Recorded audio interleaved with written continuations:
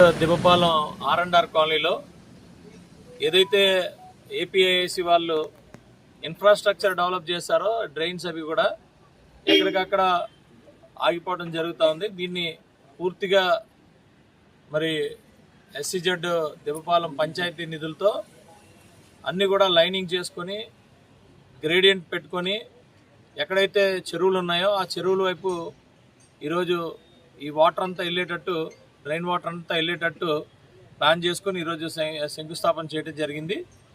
అలాగే ఆ చెరువుల దగ్గర కూడా రాబోయే రోజుల్లో STPలు ఇవ్వడం జరుగుతుంది.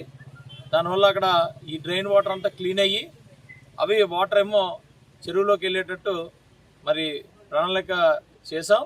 దీనికి కనీసం ఒక నెలన్నర 2 నెలల్లో కంప్లీట్ చేస్తాం. అలాగే మరి సబ్స్టేషన్ కూడా SEZ దిబ్బపాలెనికి తీసుకురావడం జరిగింది. దానికి కూడా శంకుస్థాపన స్టార్ట్ చేసాం. ఒక 2 నెలల్లో అది కూడా వచ్చిన తర్వాత పవర్ ప్రాబ్లం కూడా లేకుండా ఉంటుంది. అలాగే ఇవన్నీ కూడా వరుసగా ఒకటి చేసుకుంటా ముందుకెళ్తా ఉన్నాం.